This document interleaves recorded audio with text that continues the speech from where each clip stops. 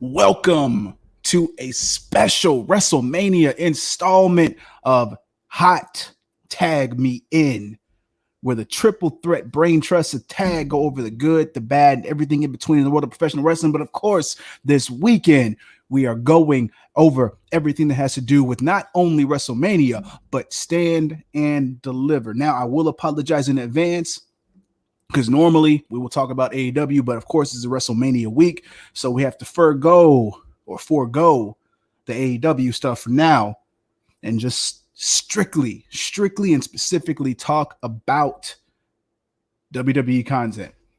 So, of course, I am the unbiasedly, unofficially official Lip Dizzle, joined with none other than Mr. Scooter Mania himself, the less than stealthy unicorn Scooter Ray.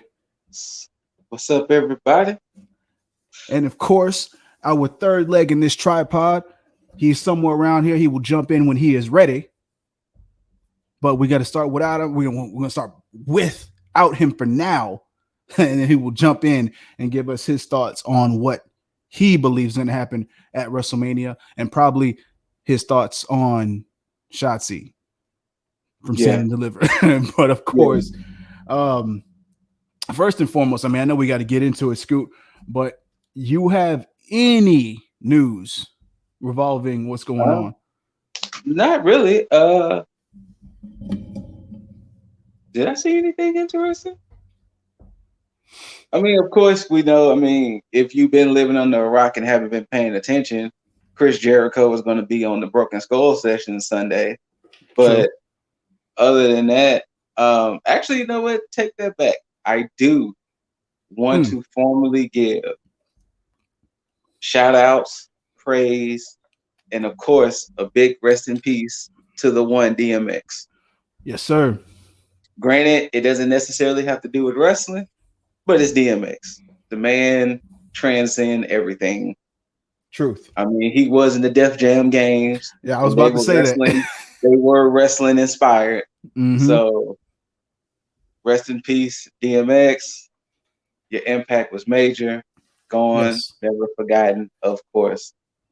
And prayers to the family, friends, fans, loved ones, all of the above. But rest in peace to the dog. Absolutely. But we could just go on and jump on in it, because this week NXT starts on Tuesday. If we could just roll on into Stand and Deliver. Yeah, now and of course, for those of you who have been listening to us, this is going to go by a bit differently because of the fact that it's more of a flash recap and review. We're basically going to give our thoughts on everything that's kind of happened and try to do it in quick succession, because you will be seeing us later on tonight during that of WrestleMania, of course. So now, night one started off with Pete Dunne and Kushida. Well, remember, was that night one? Night two was Zoe Stark and Toni Storm. Oh yeah, it did have that. That was night one. Yeah. I'm gonna make one quick observation with Zoe Stark. I find it funny that Zoe Stark, like how you was talking about her gear, it seems like every match she wins, she gets enough money to add more to her outfit. And I find that funny that like almost every week there's something new added to her outfit. But I was actually happy that she won that match. Yeah, me too. And mainly because it seems like she's getting more of her shine, especially being in good company with that of Io Shirai. One getting the rub from the then NXT Women's Champion, and of course, spoiler alert, yeah, spoiler alert. I don't even know where you're at, but no, we're at the beginning. At the very beginning, Zoe Stark versus Toni Storm. Yes. Ooh. So, yeah, she's getting her stripes. No pun intended. Yes. So every week she's adding more and more to the outfit. And I'm glad because she needs that ring gear. So Shout out to that. One thing I will say though, because I forgot that you said that last week, that Peacock was going to show both nights 1 and 2. Mm-hmm. And like an idiot, I watched it on USA. I watched it on both. I watched it on both to see how it was gonna do. Yeah, I hated that I did it. I appreciated the lack of picture-in-picture. Yeah. And the bad part about Peacock's signal was delayed. Oh, was it? Yeah. Peacock's signal was delayed almost like 10 seconds. Well, this is where I would have appreciated night 2 also being on USA as well, because I always wait on any pay-per-view or whatever to start late, so that way I can kind of fast forward through any of the BS. Yeah. And I probably got to it late because I rewatched night 1 again. Okay. And then when I finished, I went to night 2 and they were smack dab in the middle of O'Reilly and Cole's match. Oh shit. So whoa. I was like, and so you know how on the previous WWE network, it'll ask you ahead of time, hey, do you want to start from the beginning or do you want to never asked me that, not one time. So I had to stop because I didn't want to, because I can't rewind it. So I had to wait for that match to finish just so I can go back and actually start night 2. So again, fuck you, Peacock, for that. And then so during that time, I was like, you know what? I'm just gonna go ahead and go around the WWE network and see what's on there. So I tried to go on some pay-per-views, and this is the problem, because it's almost as if it's the initial launching of the WWE network, because it does feel that way. You know how they had it, they pretty much had everything kind of marked as far as like a timestamp for like whatever match was going to happen. I had to go through and fast forward through a whole bunch of shit just to find the matches that I wanted to watch during that time. The only good thing about Peacock is you can fast forward it, 96 times or something like that. So you can something like that, yeah. So you can kind of speed fast forward, but yeah, it is kind of irritating that you can't just like skip ahead. Yeah, just taking steps back. But yeah, Zoe Stark beat Toni Storm, so she's definitely getting the rub. And it looks like they're basically just building up their new women's lineup. Yes. So I like how they're doing that kind of on the back end, especially with the introduction of Frankie Monet, also Taya Valkyrie. Yeah, knew it. Yeah, you did call it, because once they showed that next vignette, it was a dead giveaway, because I saw those calves and I was like, wait a minute. Yeah. And then I saw the tattoo and I was like, oh, yep. Yeah. So now, Taya Valkyrie, Frankie Monet. Not sure how I feel about it, but I'm with it. We'll see. We'll see. Because it screams Valley Girl. Yeah. Kinda. So we'll see. Yeah, and the dog doesn't help. Yeah. Right. But yeah, man. So shouts out to Zoe Stark. She's going to be a major player moving forward. She may end up losing when it counts, I'm sure, but she'll probably get her real rub later on down the line. So yeah, we'll see how that works out. The next match I felt should have been longer. And that was Pete Dunne and Kushida, because I felt like it just felt rushed. Because I think, well, you know what? It's funny you say that, because apparently one match went too long, which cut Io and Raquel's match. Oh, really? Apparently Io and Raquel was supposed to be longer, so one of these matches went longer than expected. Damn, that sucks for Io, because that's 2 takeovers in a row where her matches have been cut. Now, granted, the first one was due to injury, because who got? Oh, because of the table spot. Yeah, the table. Yeah. Yeah. But yeah, because 1 for that, and then 2, I hated the fact that I knew where this was going, and Kushida had to pay another price when it counts. You know, to be perfectly honest with you, I wish they would have sacrificed this match for one of the first matches on Tuesday. So that way, maybe the Gauntlet Eliminator could have been longer or something, because as enjoyable as this match was, it didn't feel Takeover. Yeah. That's fair. It didn't feel Takeover worthy, and Kushida should have won that match. Yeah. I felt like this was something that he was given Pete meant to have like a title attached to it. Yeah, because mainly for the fact that it felt like it would have benefited from having a title, but hey, who am I? There's really little to complain about. But look at the planning on this one. I think this was probably like one of the youngest like little feuds here for this pay-per-view. Well, pay-per-view. But yeah, I mean, to just come out and be like, I'm the best technical wrestler, like, oh no, you're not, and it's like, okay, it's like, right? Y'all threw a match together. Okay, we get it. Yeah, absolutely. So, but I wish they would have saved it for Tuesday. I think that would have been a good match to start off Tuesday for sure. But hey, Pete Dunne goes over. Not surprising. Yeah, the next match. Actually, I want to say the second half of the next match is what really started the event for me altogether. Because it was the 6-man gauntlet, which they did the gauntlet in a better way. Like, because normal regular gauntlet matches, they'll have two guys go in, start till one guy is eliminated, and then they'll have the next person come out.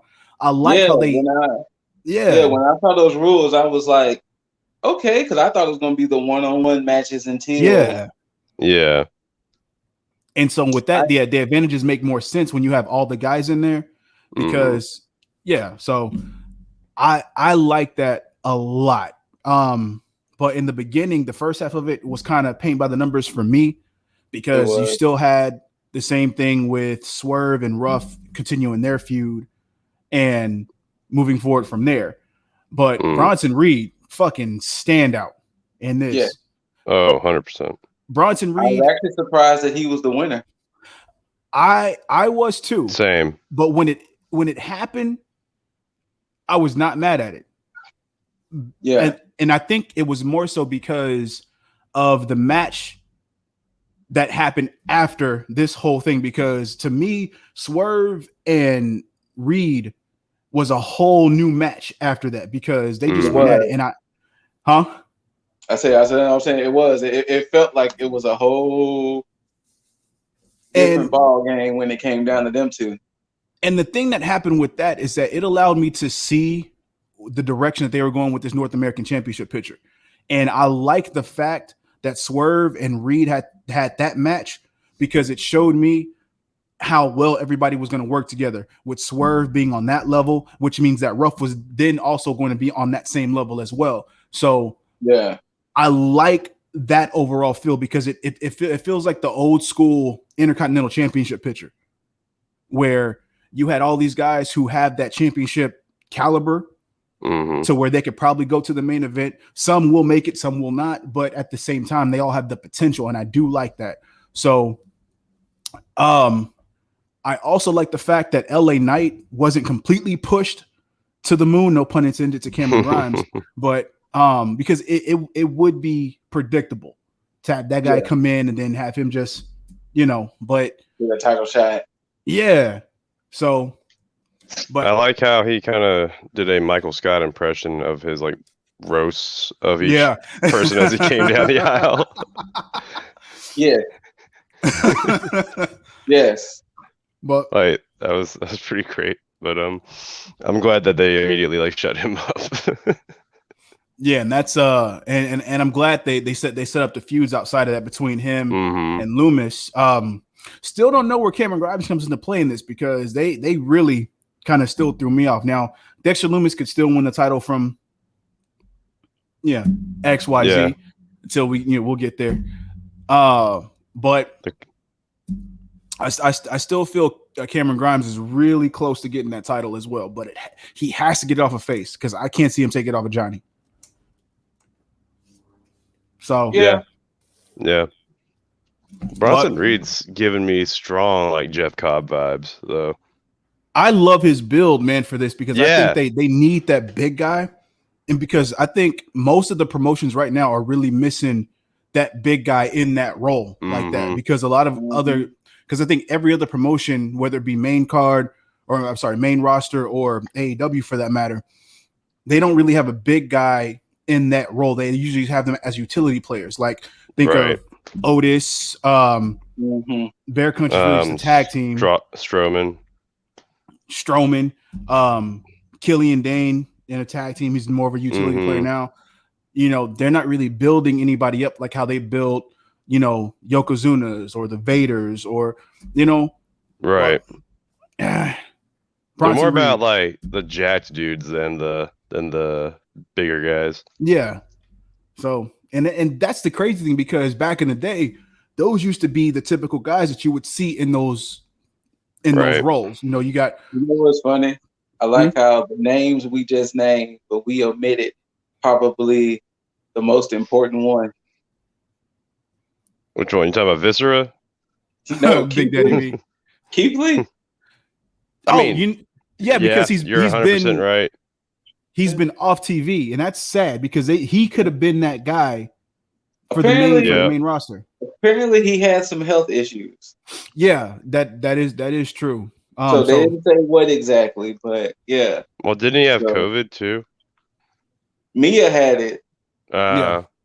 So that might be where his health issues came in. Maybe. So we don't know yet, but yeah, true. I actually enjoyed, and I think it made the match better that it was done in this style, rather than the one-on-one matches until the end.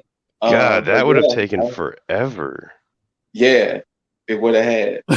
Like I think you would have maybe had room for one more match after that. That's probably why they added the. That's probably why they added the Kushida and Dunn, so that way this can be in this style. So, like, I wouldn't be surprised if WWE tries to adapt that style of gauntlet match, unless they just want to stretch out the show, since Raw is 3 hours and stuff like that. But I really enjoyed it in that style it did. But yeah, Bronson Reed hitting that tsunami on Swerve, and it was like, actually, there was a point that I was like, oh shit, could Swerve do this? Right. But, you know, Bronson Reed hit that tsunami, and it was game over. Indeed. But yeah, of course, like we said, Bronson Reed goes over. He's gonna go on to do big things. I'm almost for certain. No pun intended. But next up was the ground beef match, because that's all they made with these chops. Oh my god. Ground beef. Oh my god. Walter and Tommaso Ciampa. The psychology in this match. This match showed anybody who hasn't seen Walter. This showed you the psychology that this man has, and how just the gap between him and like a regular professional wrestler is, because he knows his moveset well enough to where he took, of course, with the way the match went, his hand was taken out of commission for a little bit, because and that's the main hand that he does with his chops, because that's one of his staples. And the fact that he sold that hand throughout the entire match to make the finish of the match make that much more sense. Yes. Incredible. Wait, so quick question to the both of y'all. Mm-hmm. Did any of y'all get a chance to watch the pre-show? No. The pre-show for both nights was phenomenal, because not only were they doing, of course, the vignettes, but Samoa Joe was doing sit-down interviews with some of the wrestlers. And for night one, he did a sit-down interview with Walter, Tommaso Ciampa, Raquel, and Io. Okay. The thing I love is Walter's interview, because he's such this well-spoken, soft-mannered guy. Like, he wasn't coming in there, I'm gonna rip Tommaso in half. He was just, me and Tommaso gonna get in there, and I'm gonna just do what I do. But like it wasn't no aggression in his voice. It was like I'm scared of him more. But somebody that big and that powerful, and he's talking that calmly, I'm scared of you. So composed. And then of course, Samoa Joe was perfect to be the one to do the interviews. But yeah, Jim Cornette has said a guy like Walter, even though his style looks so brutal, he does it to where it's still safe. Oh, I'm 100% sure in all of that. And that's what Cornette has said. They said even in Walter's style, he does it so well to where he makes it safe. As brutal as it looks, it's still safe. That's what makes him the ring general. And boy, there was times I was scared for Tommaso. Oh man, because the way that he makes these moves look like, even when he did the power bomb on Tommaso, I was sitting there like, oh, his neck. Oh, yeah, yes. But again, you got a guy like Tommaso. Repeated power bombs just made me go, oh no. Yeah. Oh. But then you got a guy like Tommaso who, I mean, he was fighting. Is his heart out. He was fighting. There were times where I was like, because of the fact they took his hand out, and I was like, this puts it somewhat on the even playing field. Tommaso could possibly take it. Yeah, because that ran through my mind a few times. This the only thing I hated out of this whole match was, now of course I could be wrong, but I think that announce table was gimmicked because of the way that it looked all jagged like that. It just looked too perfectly cut. Chop. Yeah. So, but the spot in itself, cool. I just hate that they put that camera angle onto the table like that, because it took it away from me. Because I was in belief that he did that shit himself. Because I mean, you got a bear claw. Oh, you mean the close up they put? Yeah. I was like, I saw his hand go through the table one time, and I was like, all right, that's like, oh shit. But when they did the close up, I had that exact same feeling. I was like, I could have done without this. I think personally, the one thing I didn't like was the fact that I knew Walter or whoever held the championship had a title match that Thursday on NXT UK. And I was like, I doubt if Walter loses, and then Tommaso immediately is going to have a title shot. I mean, a title defense. Right. So that was the only thing I hated, the fact that he had a title match. That's the next day. The next day, That's that WWE trope. Yes, that's the one thing. That's what happens when you have 7 shows running. That is true too. Well, I think if they would have said the winner of the match will go on to have that match with such. I would say that I can appreciate that Walter is probably the only superstar that does not have a finisher. Anytime I see Walter's title matches, he ends them in different ways. He doesn't have a finisher? I've seen Walter. I thought that was just like something new. He did the splash. I've seen him do a splash off the top rope. I've seen him choke somebody out. I've seen him do the power bombs. Wednesday night, he did that devastating chop.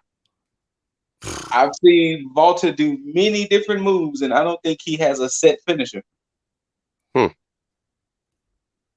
You know what? I ain't mad at either. I gotta admit, this was my first Walter match. Oh, really? Oh, really? Okay. I was not. I was like that. I was like that. I was a fan. I was like screaming at the TV the whole time. Man, you gotta relax. Hey, go. And that's mainly because I don't know if it's on Peacock's WWE Network yet, but if you want to go back and watch another Walter match, watch Walter and Pete Dunne when he took the title from Pete Dunne. That match showcased both of them. Yes. Okay. But and that's a devastating man. That guy, he did not disappoint. The only thing that I personally thought was a little comical was that Yes, I'm getting to it. Was the can I say it? All right. The Tommaso Ciampa, like the fact that he ran the ropes like 20 times. Yes. Yes. Thank you. All right. Anyway, I'm just gonna get out of here then. Anyways, the fact that he ran the ropes like 20 freaking times just to like not even take Walter down, and then Walter immediately counters the hell out of it, and then we're done. Yeah. And see, now I don't know if y'all watched it on Peacock. If you watched it on Peacock, anytime they went picture in picture, there was a slight pause in the audio. And that slight pause in the audio was them switching to either going from commercial break or to commercial break. Oh, okay. Because what I was doing was anytime it went to commercial, I'll turn to Peacock and watch it there. But then, like I said, the delay was so bad. The delay was so bad that it was like I just keep watching on the USA. Yeah, I know, right, Loki? I mean, yeah, I know. Loki is saying it best. Because I think only time I really noticed it was once Walter won and he went back to the top of the ramp. Mm-hmm. There was a weird audio thing, like interference or whatever that happened, and then it went normal. But that's the only time that I noticed it. No, I noticed it every time they cut back from commercial because there was like a good 4-second delay in audio. Mm-hmm. Yeah, and that was them either going to commercial or coming from commercial. One thing I was surprised about during this match was what I figured was going to happen, and no Timothy Thatcher. Yeah. So wasn't he there lined up with them? No. I thought that was going to happen because I thought Thatcher was going to come back. I thought Thatcher was going to come out in Imperium gear and stand with them, but no. So now I'm just like, well, where the fuck has he been? What's going on? Oh no, he was there. He was there backstage with Tommaso. Like, they did a thing where they showed Tommaso backstage and they showed Walter backstage, and Timmy was with Tommaso. I must have missed that. Yeah, that's when I was like, "Yep, it's gonna go down." Okay.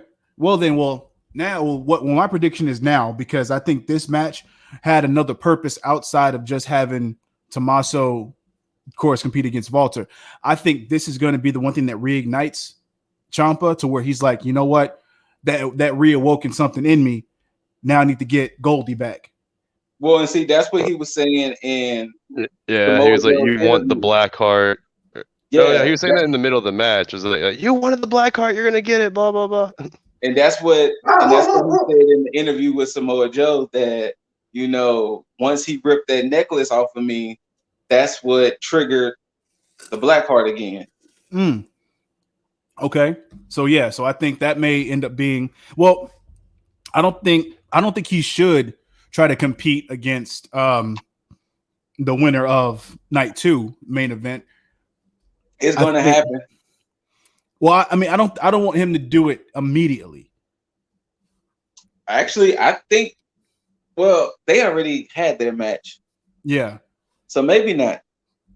Maybe not. But I mean, hey, we'll see what happens. But next up, the triple threat tag match, which again, another way that I like how they did this match. It's a triple threat match in tag form. The beauty of it was we all had different choices. Yes, we did.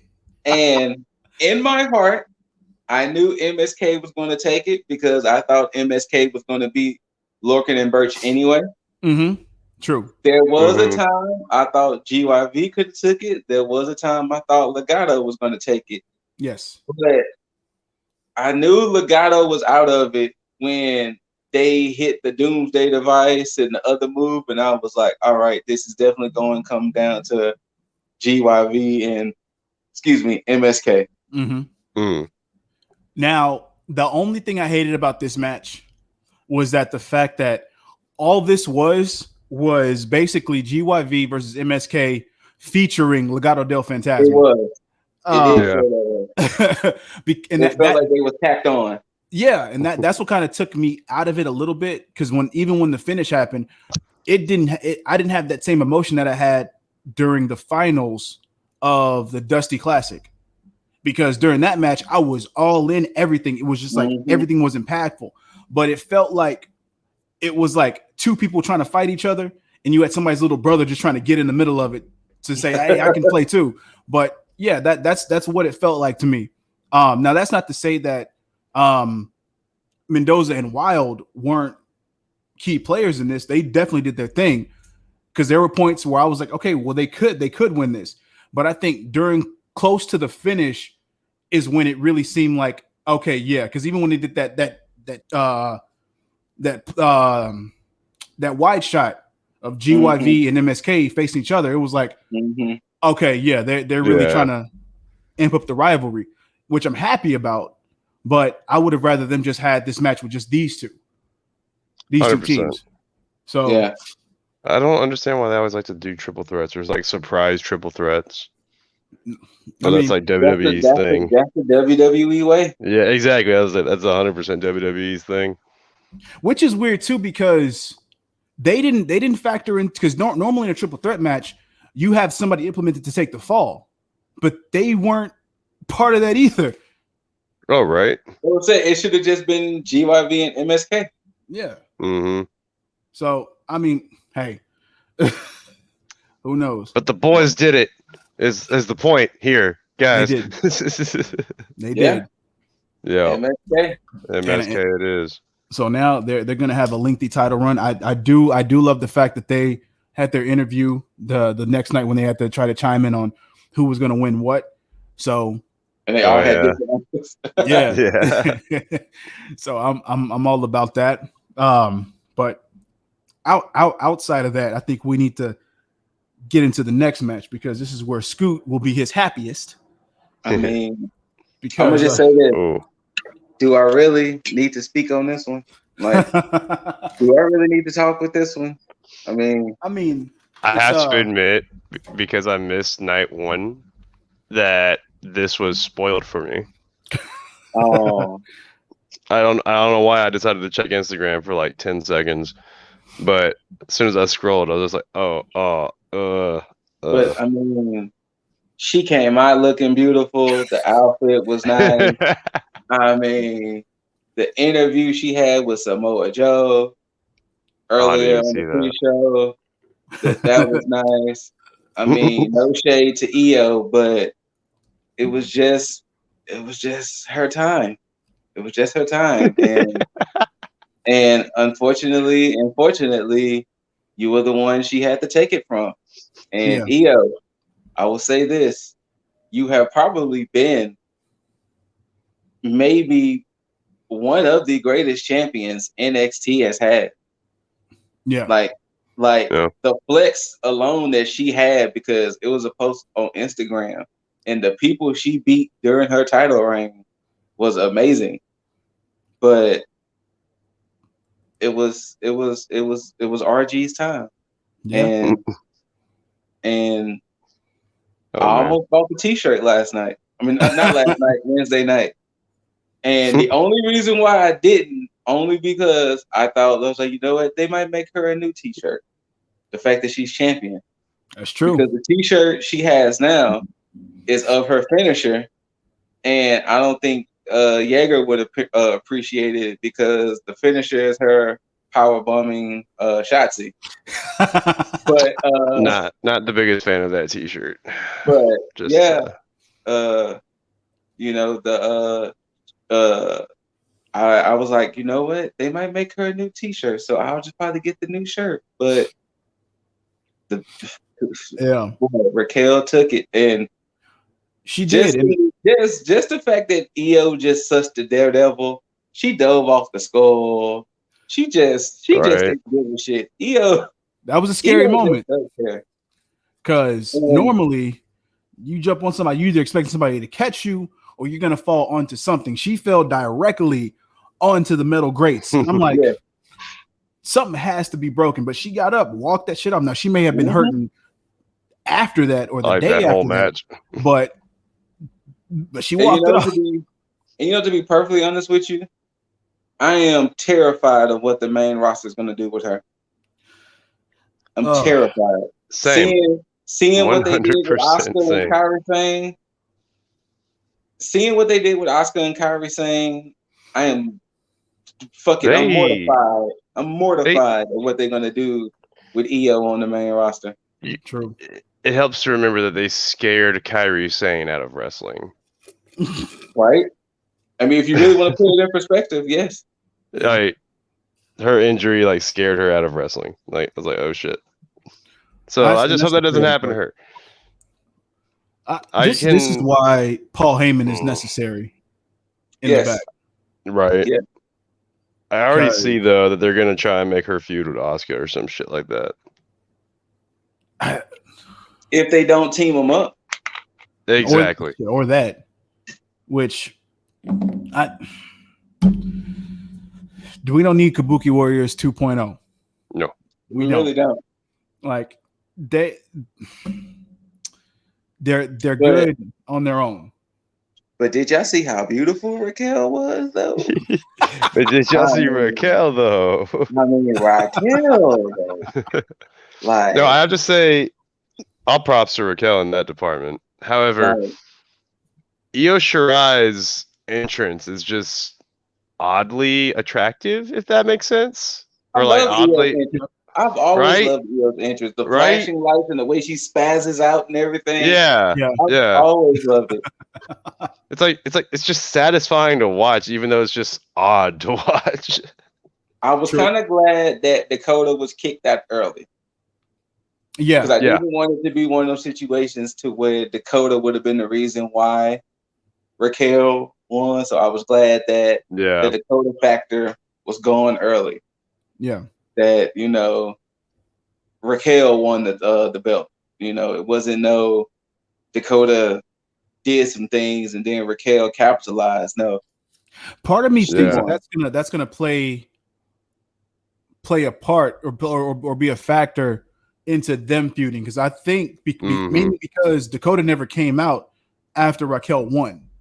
That is true too. So I think that what's probably going to happen, and this is just me speculating, is that I think Raquel is going to take issue with the fact that Dakota tried to interfere and basically be like, "Hey, you didn't think I can do this by myself," or or something along those lines, and maybe start their feud from there. So that may be one of her first title feuds, maybe. Because I don't know who else outside of Zoe Stark who could really be up in line to go up against Raquel as far as for her first feud title.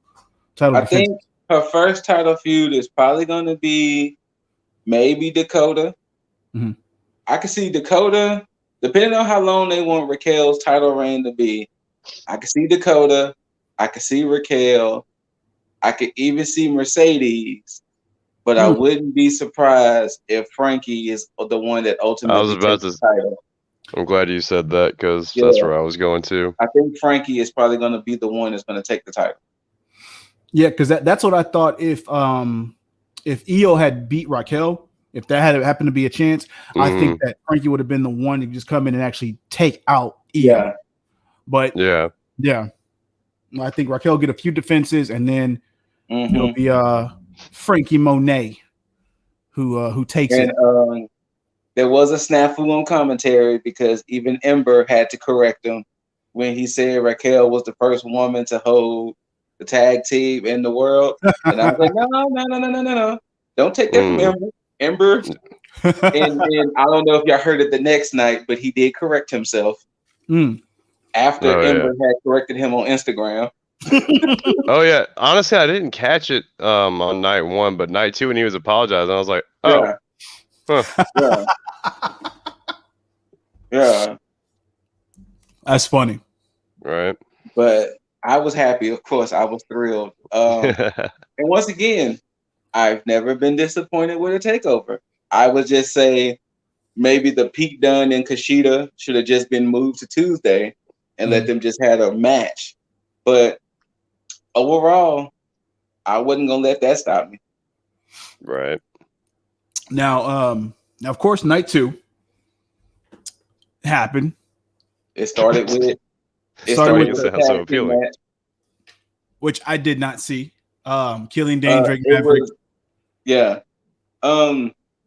It was a regular tag team match, and Dane and Maverick won, so now they're number one contenders. Oh, which makes sense. That's what it was for. It was for number one contendership. And Samoa Joe interviewed Karrion Kross, Finn Balor, Cole, and I think Kyle. Okay. With Cole and Kyle, of course, it was still the rhetoric of, what's happening between the split and everything. Kross and Finn's interviews was great because when he talked to Kross was just basically, I'm gonna run him into the ground. Because he was talking about all the training he was doing, and all of it was power training, and it was like, I'm gonna run him into the ground. Damn. And then him and Finn had the best interview because he was like, Finn, you have a near perfect record with Takeover. You're 14-1 on takeovers. With me being the one who gave you that one. And, Finn kind of gave a little chuckle with that. And then he was like, but you're perfect with defending a title at Takeover. And then, of course, Finn basically was doing the interview, and, going into that match, it was still one of those, I don't know who's going to win from their interviews. But we'll get there when we get there. True. Exactly. But like you said, Killing Dane and Drake Maverick beat Breezango, and now they're going on to take on MSK for the NXT Tag Team titles, which, of course, I don't know if it's going to be on Tuesday or just down the line, but they are going to.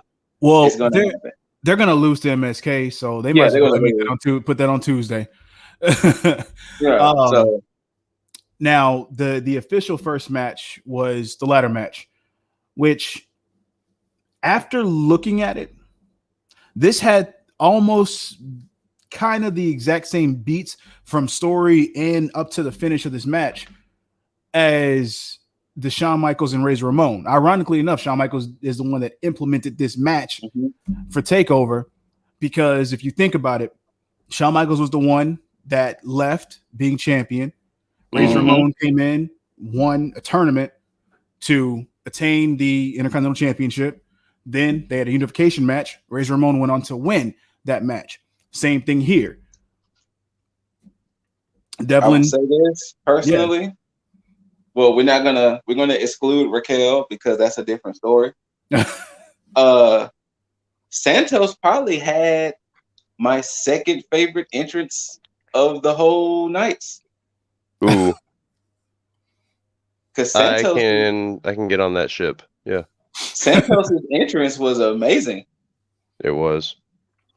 So like I said, we're gonna exclude Raquel because the best entrance in NXT in any regard right now is Karrion Kross. Clearly, Shotzi Blackheart's. I mean, Karrion Kross. Yeah.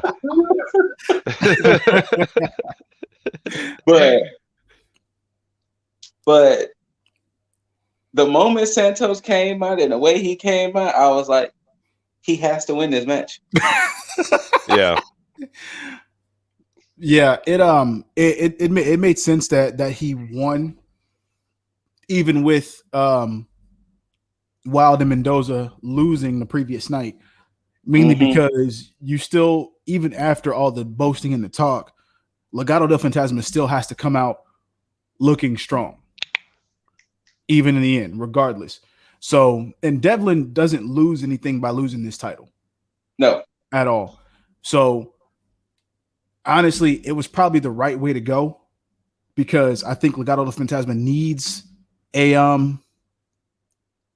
title right now, just for the fucks of it, and it helps them in their cause. Now, I will say this: I hated that they interfered, though. Yes, I hate that too. And was a bother. Had Santos lost, Legado del Fantasma would have been back on my shit list. Ooh. Because I would have felt like they made me look like a fool for supporting them. but all in all, you made me look stupid. I hate you. You got it. Yeah. Yeah. But yeah, this match wasn't bad. I'm gonna put it up there kind of with Dunn and Kushida. I wanted more from it. Yes. I really did. I really wanted a lot more from it, and I felt like I didn't get everything that I wanted, especially for a ladder match. Ladder matches are tricky. Yeah, because you gotta not use too much ladder, but then use just enough ladder. And then too, the way WWE has been, ladder matches for some reason now don't interest me if they're one-on-one.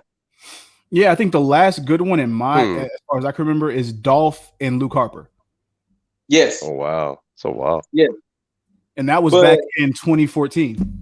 But yeah, they didn't made us watch so many multi-man ladder matches that it seems weird if it's just a one-on-one.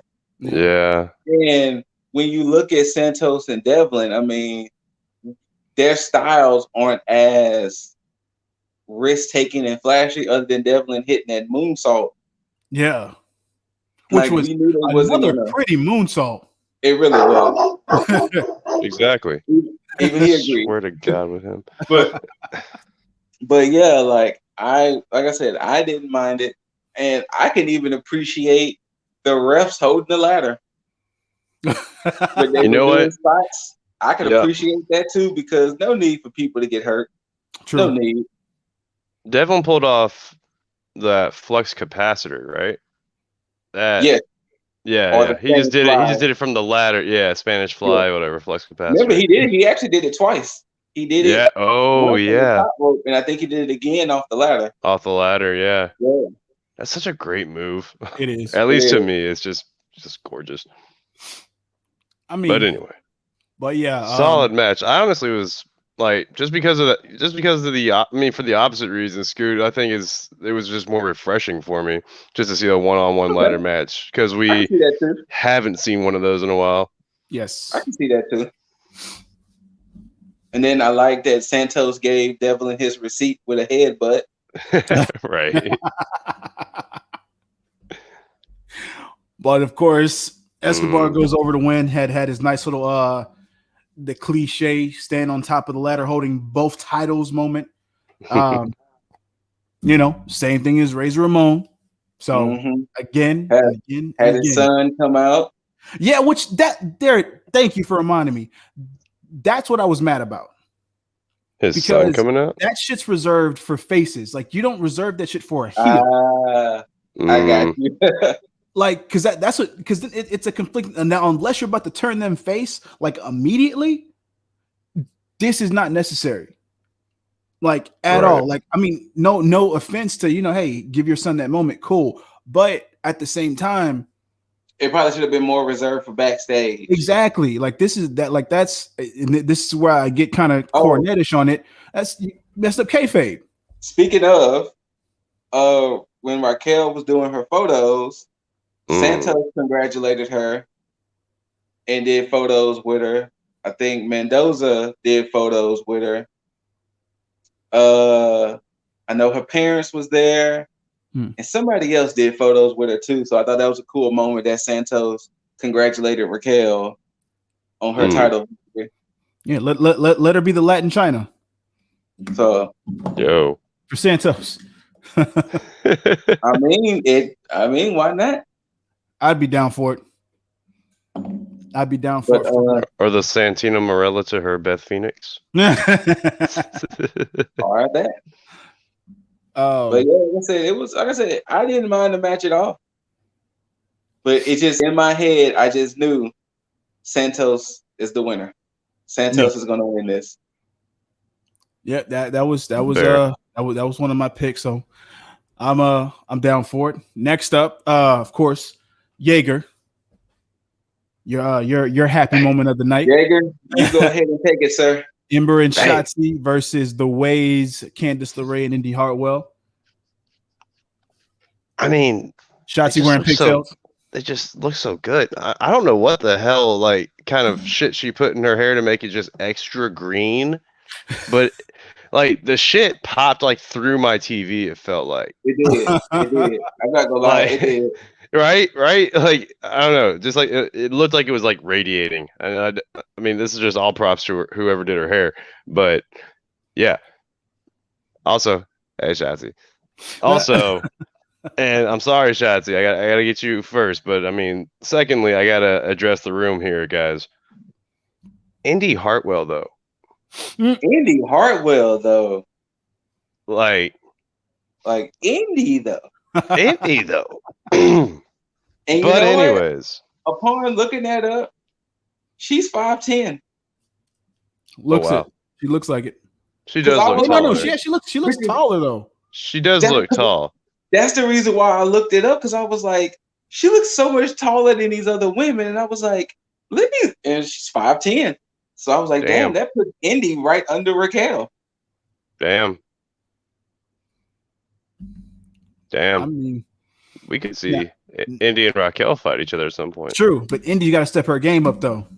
Indy gotta like figure out if she wants to get with Dexter Lumis or not, though. That's also true too. Yeah.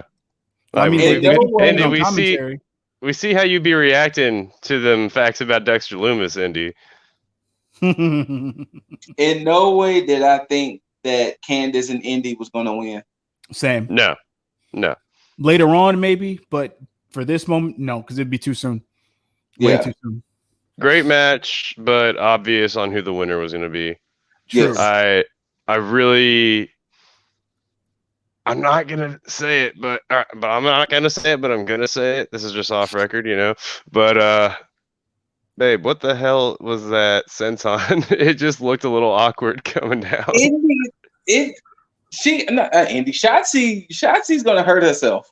That's what it looked like. She just like threw her back on. I'm like, Shotzi, love you, boo, but what? No. That stage, I mean, that dive she did where her upper half dove into the damn barricade. Yes. Shotzi's gonna hurt herself. That's almost like with Biggie and his suicide dives. Yes. Oh right. Like jiggies. But yeah, it was a decent. No. She put like her whole like she. Like that's what made me cringe from her match though, is like when she did that suicide dive and she pretty much like put her neck on the ground. Yeah. Like she just like I don't know why you didn't want to get caught by the girls, but yeah. I wish the finish would have been a little different, because with Indy being so much taller than Candice, that double eclipse looked a little weird. Yeah, I was about to say that. Yeah. It did. It definitely did, because it definitely looked like she only got Candice off of that. Yeah. So that's why I'm like, but with Moon and Blackheart, I give them probably 3, maybe 4 more title defenses before they eventually lose them. That's fair. Who are their number 1 contenders right now again? We don't know now. I don't think they have any right now outside of I was wondering that last night was who's next. I don't know. We'll see. Yeah. Maybe it could be some new peeps. That's true. I mean, unless they're gonna have a match with Caden Carter and Casey Catanzaro, but Ooh. I'm picking them to take the titles off the way when Candice and Indy eventually win those, because I don't see any heels outside of them beating Shotzi and Ember. So but again, we shall see. But Ember and Shotzi go over, continuing their reign of dominance in the women's tag division, as it should. So let's keep that shit going. And continuing on the way in their appearance, which of course Austin Theory is the only one that they didn't have a match outside of the whole Stand and Deliver. But he was there though. He was there back in Johnny. But Johnny against Bronson Reed. This is where my issue lies. Speak on it, Scoop. Why did they have to keep the belt on Johnny? They didn't. They did not. Bronson came in with all of the momentum. Yeah. And because I remember I went on record by saying whoever won that gauntlet was going to beat Johnny regardless. Yeah. And I was pissed because I was like, the moment Bronson won that gauntlet, I was like, oh yeah, he definitely taking this from Johnny. And no, it did not happen. And I want to know why. Because I want to know the commentary started giving it away, and that pissed me off because they talked about how he might have to switch from Johnny Wrestling to Johnny Takeover, right? And like, all right, so you want to start throwing hints? Okay, cool. Thanks, Barrett. That's something that kills me too. Is that if that was the case, you're gonna have Bronson lose. Why not just have Loomis lose to continue on the storyline that they have? Because you could have easily had Austin Theory play a part in Loomis losing to feed into the storyline. Because for Bronson to come in and just be basically a casualty of this only hurts him. It doesn't help Johnny in this situation. It doesn't help Bronson Reed. Because especially if you already have Bronson go over LA Knight. Exactly. And now what? And now Loomis is going to feud with Knight, apparently. Yeah. Like, so it made no damn sense. It should have been. None of that made sense. Like, I want to know what was the I guess so you can. I guess so you can do a one and done feud between Reed and Gargano. I don't know. Like, that's the only thing that makes sense to me about it is like why somebody who has like no feuding, no like grudge against Gargano right now, and because there was no attack backstage on night one, I had to assume it was just like, okay, so they're gonna do a one and done feud and have him win this gauntlet, and I guess now you continue on with who Grimes? We don't know if LA Knight and wow, I just lost Loomis. If LA Knight and Loomis are gonna like start feuding, then yeah, you've kind of thrown away whoever's. I mean, I guess you can have them on Tuesday say that they both want to get the belt, but that's the only direction you can really take that. I was pretty upset. Like, it wasn't a bad match. I was just upset at the outcome. Yeah, that's what took it away from me too, because I'm like, it just doesn't make any sense, because I felt like it was necessary. Exactly. It was necessary for Bronson to go over, because it would have kind of done like with Raquel, would set off a new direction in that division. Because Johnny could easily go up now that Balor is not champ anymore. You know, spoiler alert. And because and it would make sense for, you know, him to try to go against Cross, because, you know, Johnny's an obnoxious heel, and usually obnoxious heels can go up against tweeners or, you know, other heels, and depending on how you look at it.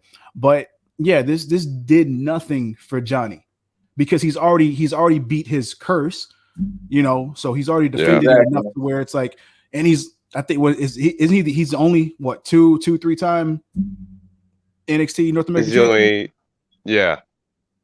Just because that belt is so young though. Yeah. It is. It's not necessary for him, you know, but I digress. So but of course Johnny goes over. Obviously, you see why we're all mad about that. Nothing against Johnny though. It's just the fact that I mean, Johnny, it was just no reason. It's all story mode. Yeah. It's all because of story. And of course, the first of the co-main events, which I like the way that they labeled that. Granted, even though an unsanctioned match necessarily isn't part of the card, it's unsanctioned. So, but if I can give a quick sidebar before we get into the mains, handle it. Night 2 especially, but this is how you do a small card pay-per-view. Yes. My like there were only 4 matches, right? Night 2, 4, 5? 5. And that came out to 2 hours, 49 minutes. Something like that, yeah. This was if WWE wants to do their small short run pay-per-views, 3-hour pay-per-views on Sunday nights, use this as a blueprint. Well, they technically did when they had the the real brand split, like in 2016, where they had where SmackDown and Raw had separate pay-per-views. Yes, right. They would just be designated to that, and they would have those smaller pay-per-views, and they would do more focus on their actual talent, building on each brand. That was probably the best brand split outside of, I think, during the time where Paul Heyman had the SmackDown 6. Outside of that time, but the way they did the separate pay-per-views made it feel like separate brands. Fair. So that's why I say that 2016 around that time was like the best brand split, because they treated it like that. But yeah. With this though, Cross and Balor surprised me. You know what? I'm gonna say this. Second disappointment in a row. Oh yeah? Go ahead. I really wanted Finn to retain. Part of me did too, because I can almost see where you could possibly go with Karrion Kross, but I mean, he has a ceiling now, because there's only so much he can do at this point, to where he's gonna have to either lose or give up that title before going to the main roster, because his time is limited. Now with Balor, you already had it kind of basically set up to where he was on borrowed time, but not because he couldn't go any further. It's because of everything he's been doing, to where you could naturally, organically have the transition to somebody else make more sense by him basically being ran through by Kross. So yeah, it would have storyline. It would have made way more sense. And then if that's the case, you could have easily had O'Reilly, spoiler alert, stake his claim again. It's like, you know what? I need one more chance. I can do this. I can do this. And and I think the other issue is, look at everybody Kross has faced, especially on takeovers. He's faced Priest, Lee, and Balor, and Ciampa. If we're looking at the roster right now, and Santos. But not a takeover though. Takeover. Okay, fair enough. Santos can be a half. He can. You know what? You know what? I'll give Santos that credit. So 5. So 5. Who on the roster right now would make sense to beat Kross? The only person who realistically could probably give him a run for his money at this point is Bronson Reed. Then that's just based on size. Remember, and that's it. I had a different guy in mind. Who? Remember, he already beat up Bronson Reed. True. But it was a while ago though. So that's true. Who you got? I mean, Pete Dunne comes to mind. I would love that. I would love it so much. Yeah. But the only person who is truly coming to mind to me, and if they do this fight, they have to do it soon. The only match I want to see from here right now is Kross versus Walter. Oh my gosh. Kross and Walter are the only two because Walter being 2 years, 2 years as UK champion, Kross is being dominant. Because somebody's gonna. I mean, I don't think they're gonna. The two unstoppable forces have to come to a head. Because both of them are still undefeated, I think, in singles action. I think so. I don't think Walter has been pinned yet. No. So Walter and Kross would be the only thing that makes sense from here on out. And that can possibly be the SummerSlam matchup. So he'll have to run through people. He's gonna. I mean, you got to think. Finn brought out a different side of Kross. Finn made Kross. He was using his emotions, but he was in his gladiator outfit. Yeah, he was in his gladiator gear. And I love the opening minutes of Finn kept smiling at him like, "That's all you got, man? Yes, Like yes, right, right. like you're this big and that's all you can do." It's like, all right, man. I love that. It's I almost like did saying like you're big for nothing. I Exactly. did He was like, like "You're care. big for nothing." I like Cross's like little flexes though, like when he tried to like get him in an arm bar or something, and then Yeah. he like threw him off, and he like does like this whole like look at me, Like like he's you like, ain't got "Come it. on, man." He was like, However, "Look at me and look at you." I'll say the only point of the match that I didn't really like was kind of the end, because it kind of felt like Cross turned on a switch, It and then did. he just started dominating it. It Yeah. did. Because Great I match remember, otherwise. Not, so this match in the main event, I watched twice because I was like, I felt like I missed something. Yeah. And when I watched Cross and Balor again, you're right. It was just Yeah. at some point he just flipped some switch, went on a crazy run, Rampage. Yeah. cerebellum, boom, 1, 2, 3. I told you I'm gonna keep calling it the cerebellum until he calls his name You know, for it. official name. But it was like, because I remember when at first I was like, wait, what the fuck did I just miss? I was like, yeah, exactly. I was like, wait, Finn was just like going to town. What, why? And then, yeah, it just shows him like turn the switch on. He's like, he kicked out of that 2 count and put Mm-hmm. Finn in the submission. And then from there on, it was And then his from there, game. he just started. It was game. It was done. It Yeah. was game over.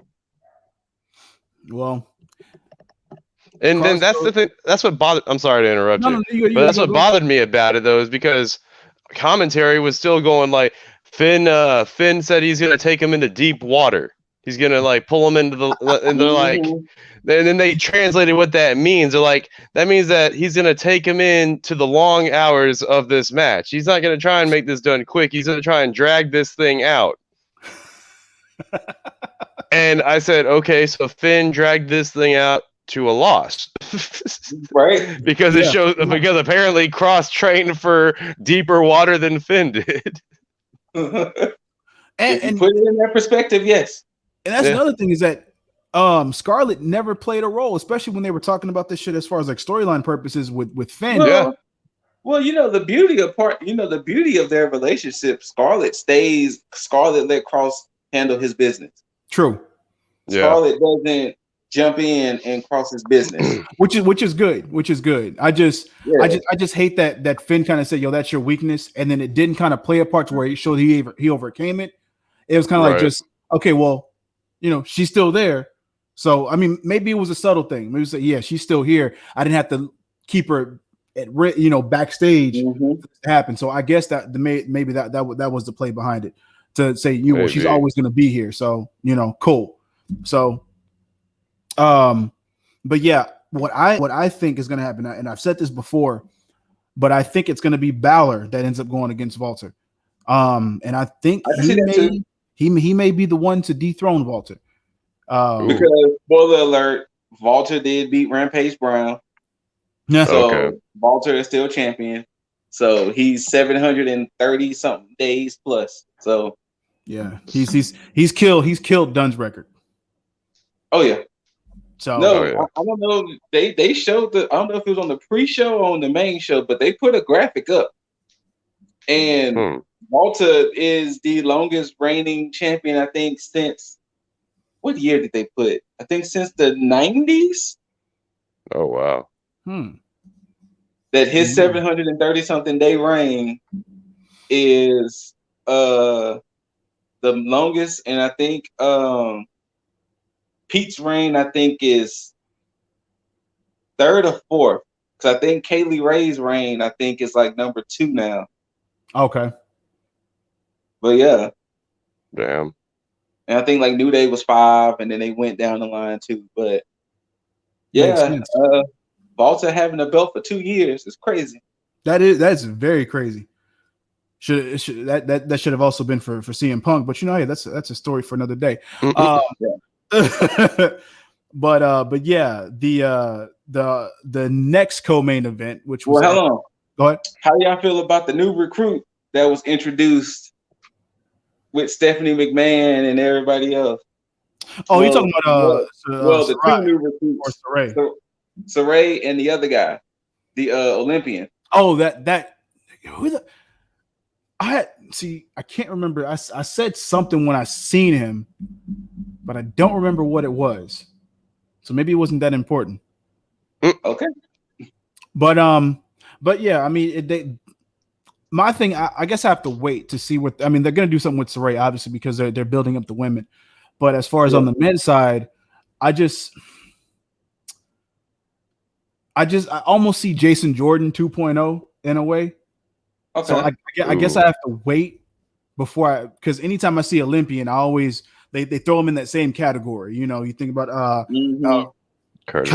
college or Olympic wrestler and all this other stuff, and it's like that whole paint by the numbers deal. And I don't want that. I want something new. Kind of like how Brock Lesnar was kind of brought in. He was a wrestler, but they never stated it like that. They just basically labeled him as like a brick shithouse after pairing him with Paul Heyman, obviously. Yeah. But like anybody else that comes in, Chad Gable, same thing.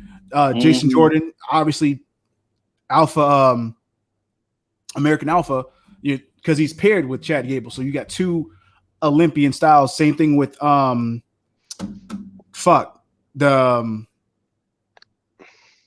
what the fuck did they call him? Charlie Haas and Shelton Benjamin. Oh, World's Greatest Tag Team. World's Greatest Tag Team. I don't know why that shit slipped my mind, but yeah, it's like the same thing. It's like everything is within that same wheelhouse, and I really want them to do something different to where he stands out and doesn't seem like just generic Olympic wrestler. So yeah, we'll have to see. But I already know with Saray, they're definitely doing. Wait, this is off of that. It's kind of the same thing, but Stephanie, what the fuck's up with you clapping like that? That's a clap, I guess. She just seemed way too how excited. Did she clap? She was just like, oh God. I mean, the boss lady has to be excited for the new recruits. She can't be all, yeah, he had. Yeah, but she really went over the top. Like she seemed way excited. But did y'all see Raquel though on night 2? with that gold shiny title on her shoulders though? Raquel though for night 2 though? We know you saw it. I think I missed it. Shotzi was on the TV at some point. No, she wasn't there with Raquel. But main event, technical main event time. Yes, this blood feud between O'Reilly and Cole. They did it right.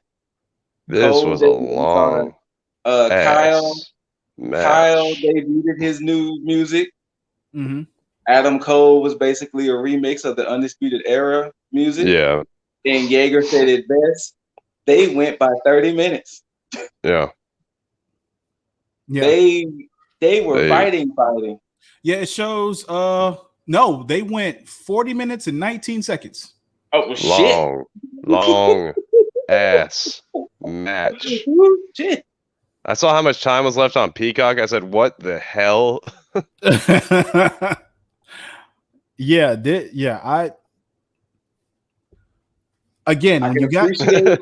can appreciate there was no interference. Yes. Right. Yes.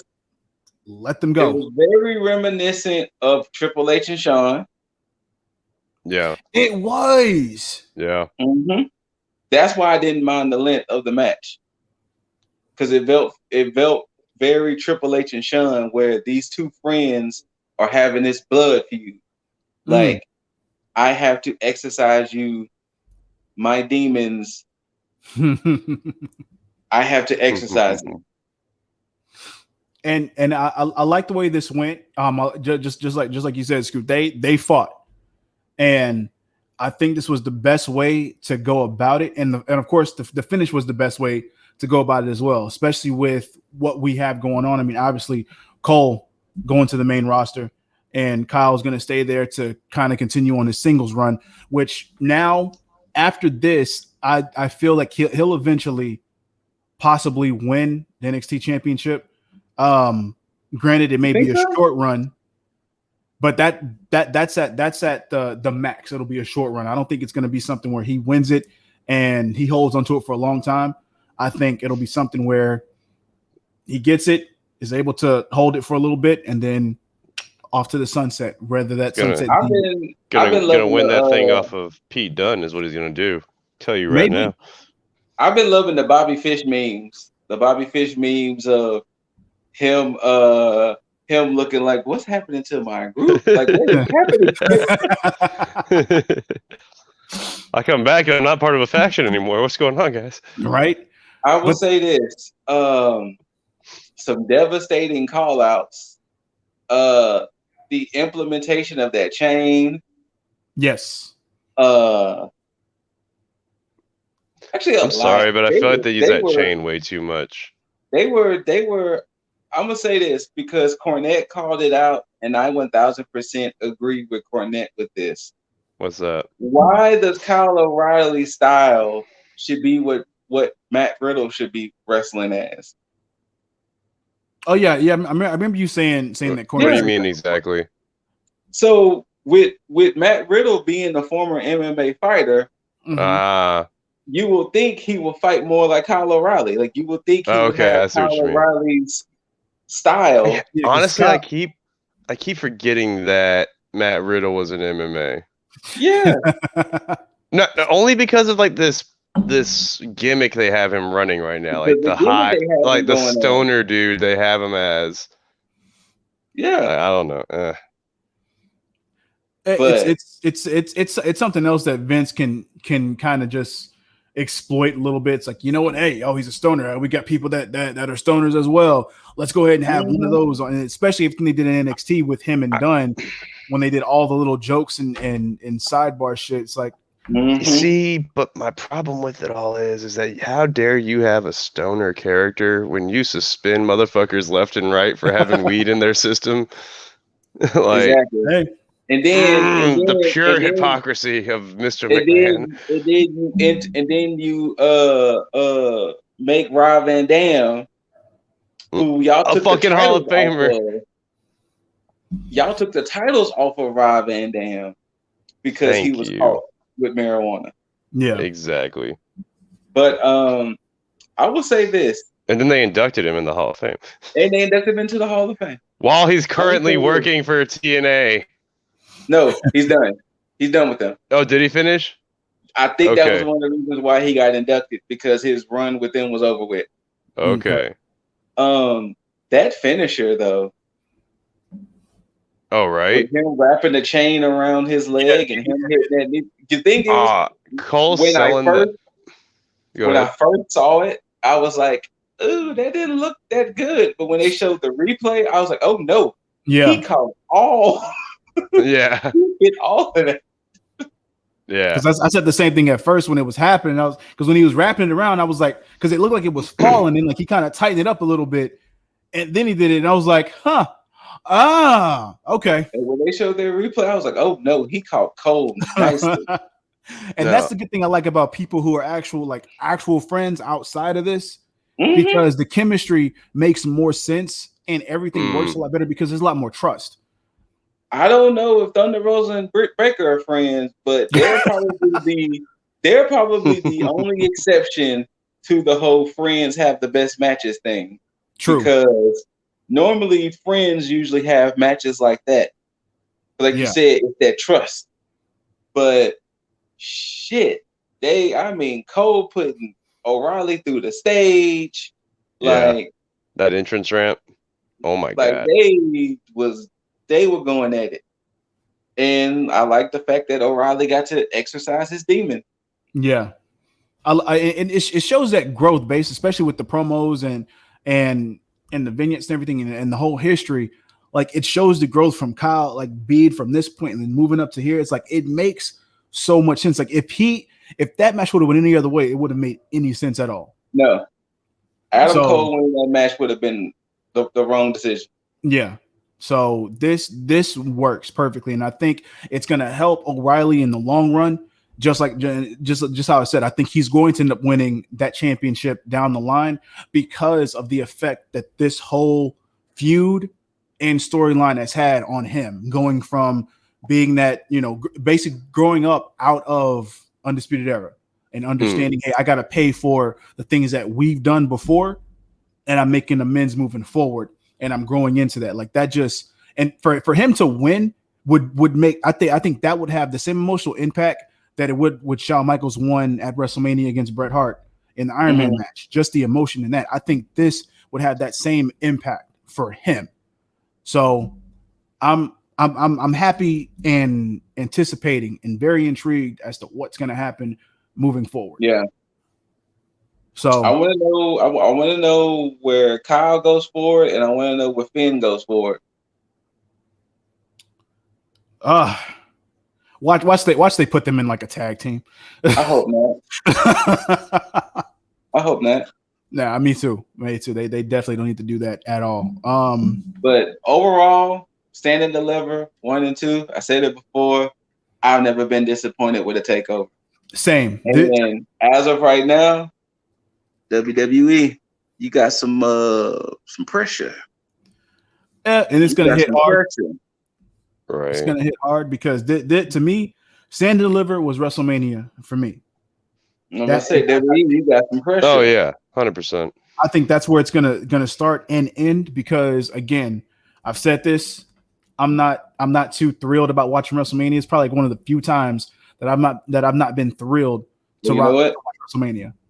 I'm gonna say this because I was talking to my brother this morning, and I'm glad we go ahead and segue into this. I'm always gonna be excited for WrestleMania because it's WrestleMania. Mm-hmm. Even though the feuds might not be built up correctly, or even some of the matches might be lackluster, it's just the spectacle of WrestleMania that I'm happy about. True.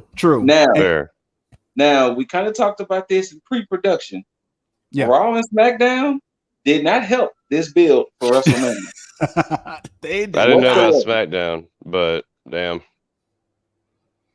Raw was horrible. I mean, that's nothing new.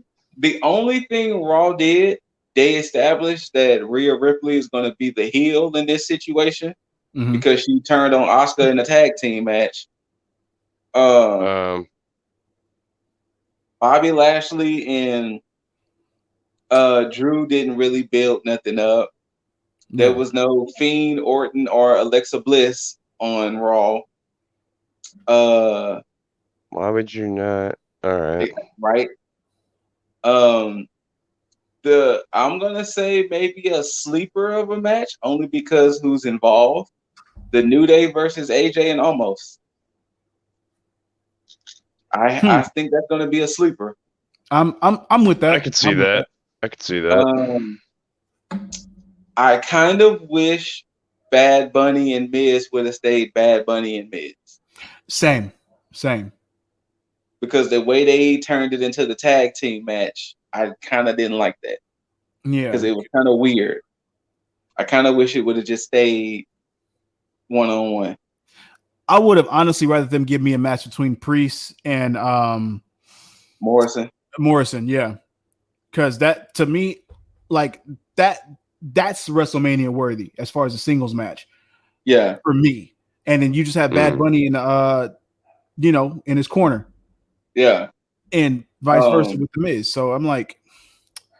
And in SmackDown's case, the Fatal 4-Way Tag Team match,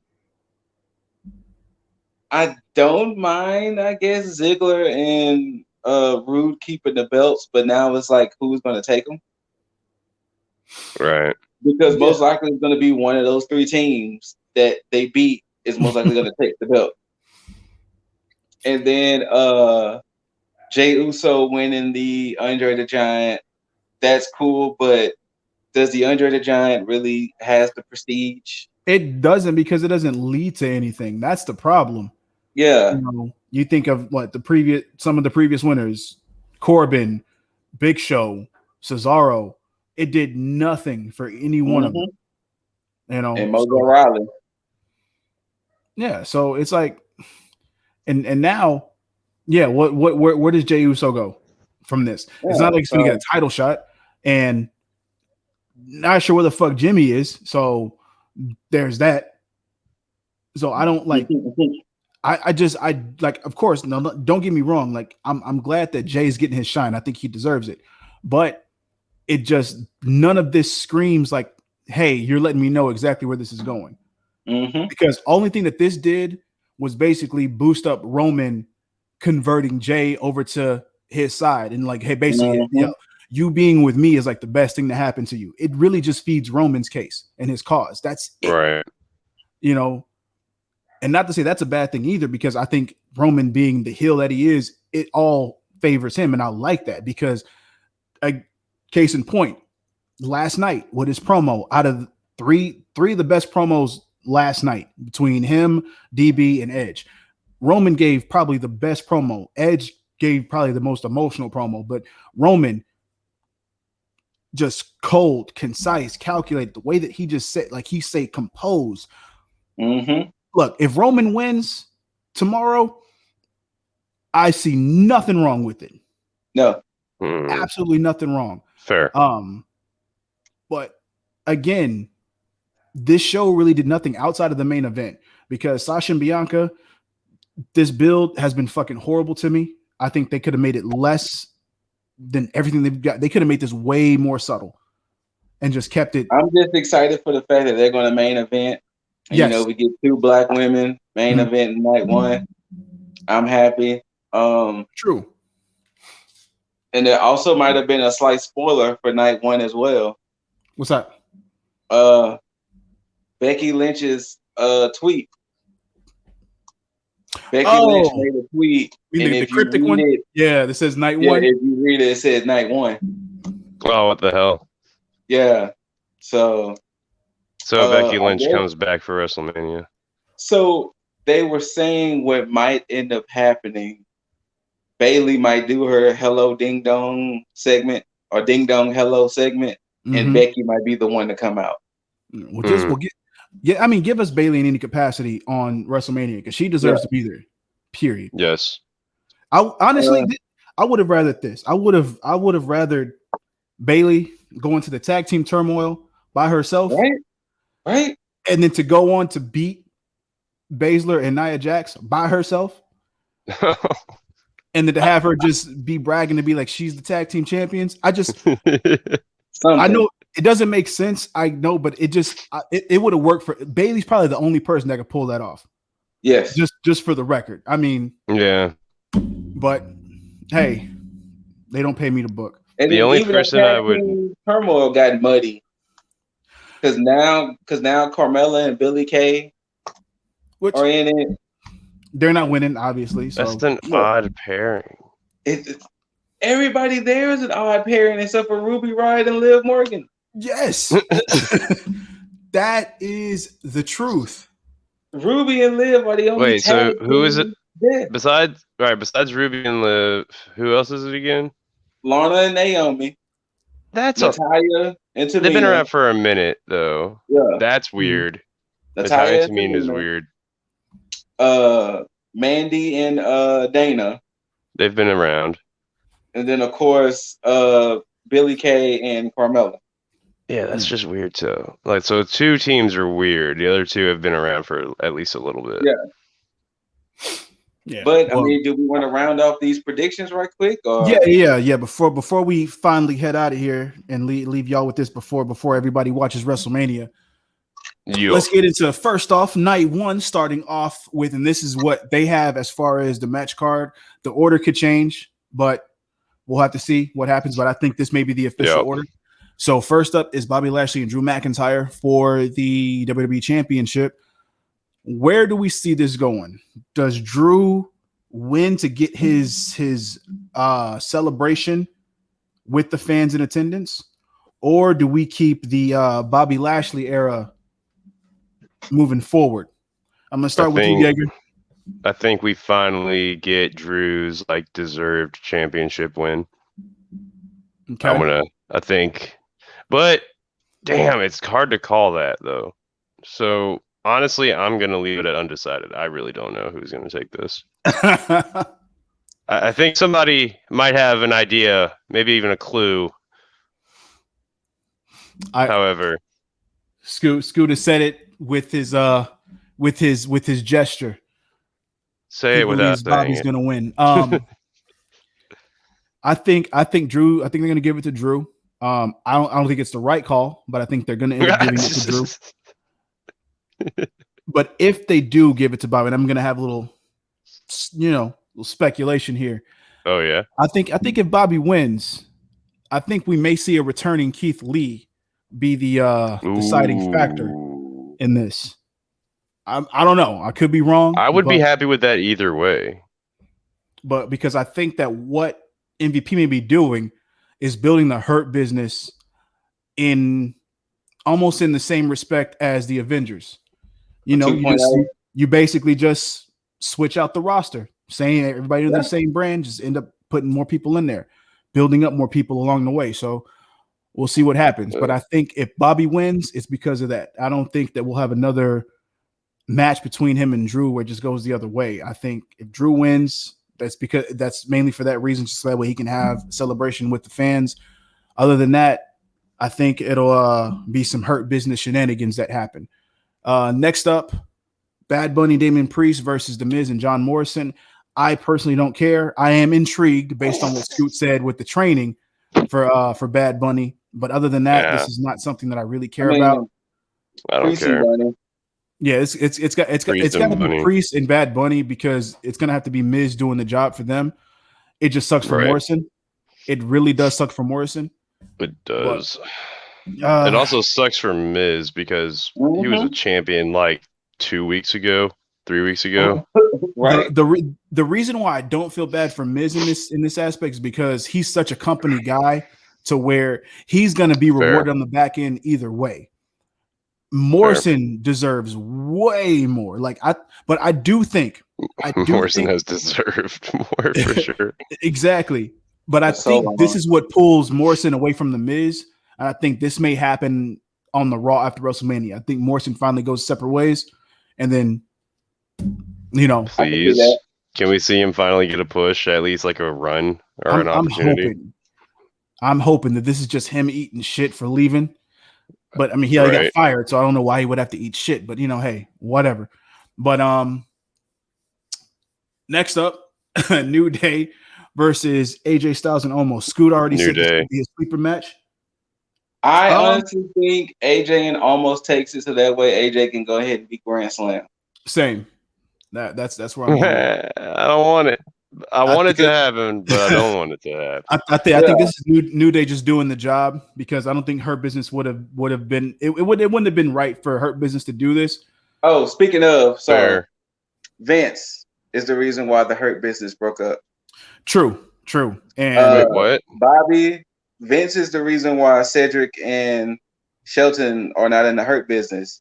And Bobby and MVP had a meeting to try to talk Vince out of it, but they did not change his mind. So that's why. What the fuck, Vince? Yeah.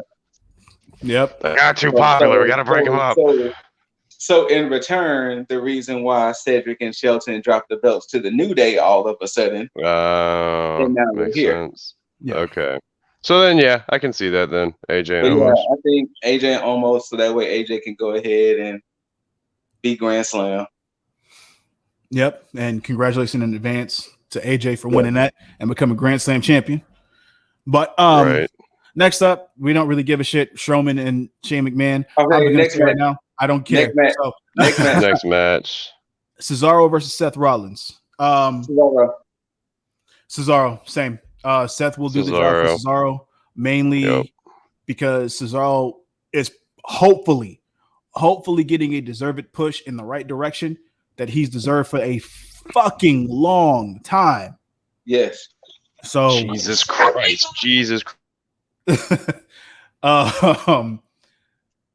Next up is the women's tag team turmoil match. I don't care. I don't care either, but if I had to pick somebody, honestly, fuck, I don't really know. I'm gonna say Riot Squad. I think it might end up being Natalya and Tamina. I don't even want to see that, but you know what? Hey, it's a pick. So, but yeah, Jaeger probably doesn't care about it anyway. So the main event of night one, Sasha Banks and Bianca Belair. I'm gonna say it right now. Bianca has to go. Yep. And new. Yes, and new. Sasha's gonna do the job for And Bianca. plus, it's her birthday. Is it? It's Bianca's birthday. Jesus Christ! Wow. That's Today? I think it's today. Yeah. Oh, well, hey, happy birthday! That's a nice birthday present. Right. I'm sorry. What was the last match? It was a tag team turmoil match between I don't Lana care. and Naomi. Sorry. Yeah, see? There it is. Yeah. Is the name Shotzi Blackheart involved? No. Okay. No. No. Oh, okay. Unfortunately not. No. So that's not one. Sasha, Bianca's birthday was yesterday. Oh, yesterday. Okay. Night 2 starts off with Asuka and Rhea. I think Night 2. Okay. And new. I would be shocked. I would be shocked either way, but I think they're gonna go ahead and give it to Rhea. I would be shocked if they didn't give it to Rhea, because if they don't give it to Rhea, it's just more crimes against Rhea. Yeah. And she needs a justice wall if she doesn't get it. Well, at the same time, I don't think anybody's going to care if Asuka wins. That's the thing. No. So yeah. Next after that, it's going to be The Fiend with Alexa Bliss versus Randy Keith Orton. Fiend. The Fiend. Fiend. Now, all Fiend. do we still see Toxic Crusader Fiend, or do we get a new look from The Fiend? I think it's still Toxic Crusader, as you keep so affectionately calling him. I think we're still getting what's his name from the Goonies. I'm gonna hope that we get a new look. Bray, don't let me down. Next up is the weirdest match, because I don't know what the fuck it is. The Nigerian drum fight for the Intercontinental Championship, featuring none other than Big E and Apollo. Remember that scene from Black Panther? Huh? Remember that scene from Black Panther? No, we are not. They better not. That would probably be the most racist. I think that's what they want to do. No. Oh my god. Apparently, a story came out. Neither one of them knew what that match was going to be. I bet they still don't, because they probably still don't. I think at most they said it's going to be no disqualification. At most. Then why not just call it a street fight? Because it's a Nigerian drum match. Look, all right. Well, I think we all know this. I think this would be the same thing as Asuka. Apollo has to win. Yes. Because if he doesn't, this would be all for naught. Now, of course, I fucked with Big E's promo last night. Mm-hmm. I think he was intense. It just made sense. I think this is the character, is what is the direction they need to take the character in. Now, granted, he is going to have Wale for his entrance, but it's going to be all for naught because Apollo is taking this. Yeah. Yeah, he is. So, hey. Well, if it goes any other way, I'll be surprised. But you know what? I'll be surprised, but I won't be surprised at the same time. It's weird because I don't mind. Like I wouldn't mind Big E winning. I just think that this match would have been stupid because of it, though. Mm-hmm. So, hey. Next up, Kevin Owens versus Sami Zayn. I guess with Logan Paul. I want to care. I don't. I'm not even gonna hide it. I don't care. I want to care just for Owens and Zayn. With this whole Logan Paul edition, that's what takes away from it, because this match should be of the same caliber as Cesaro and Rollins. But it should, because of this gimmick shit, it's taken away from the feud and the buildup in itself, because all I've seen is Logan Paul and Zayn, and then Owens with the stunner here and there. Mm-hmm. Like there hasn't been much of a build, and I don't like that. I think funny thing is, I think Zayn might end up taking it. I think for the conspiracy gimmick and everything, I think he should. Because Owens doesn't lose or gain anything from this, because it feels like a nothing match anyway. Yeah. So yeah, I'll give it to Zayn on that one. What's next? Oh, I'm gonna say KO just to be on the opposite. Hey, that helped you in Stand and Deliver. So, Riddle and Sheamus for the United States Championship. I think Riddle keeps it. I'm with that as well. Sheamus doesn't really need it. Sheamus is going to feud for the WWE Championship moving forward. So that's where I'm at. What you got, Jaeger? I'm sorry, say that one again. Riddle and Sheamus for the U.S. title. U.S. title. Damn it, who is? Oh, Riddle, right? Riddle and Sheamus. Yeah. Oh, Sheamus. Oh, outlier. Sheamus. Okay. I'd like it to be Sheamus, but we'll see how that goes. I have like no history on the promos or any of their interactions. The beef just started 2 weeks ago. So then there we go. Next up, we got Nia Jax and Shayna Baszler defending the women's tag champs against the winners of the tag team turmoil. So, Scoop, does your pick go over? I'm gonna say whatever I said, the same thing at Takeover. Whoever wins this match is gonna beat Nia and Shayna. Okay. I am the same, but I'm gonna have the caveat saying if it's my pick, the Riot Squad, they're gonna win. If anybody else, I undecided. Yeah. I have no favorite in this. However, sure. Riot Squad. Okay. Next up is the main event, which probably my most anticipated match outside of Banks and Belair. I am still torn with this match. Reigns, Edge, and Daniel Bryan. I am still torn between this one because I really don't know. Same.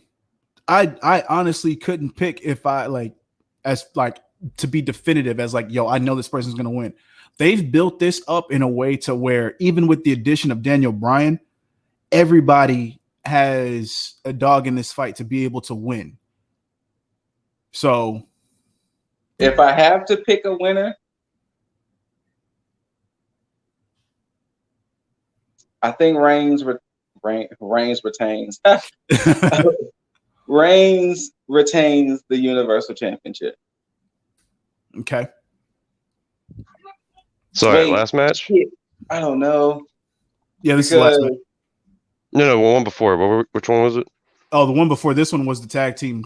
Yeah. Sorry, just having to move things at the moment, but I am listening. Cool. But yeah, I think Reigns keeps it. I'm gonna say what I've been saying, but yet has yet to come to fruition. Anytime I say it, I say Jimmy comes back. Yeah, and helps Reigns retain in some way, shape, or form. But at the same time, I still think Reigns retains, even if Jimmy does not interfere.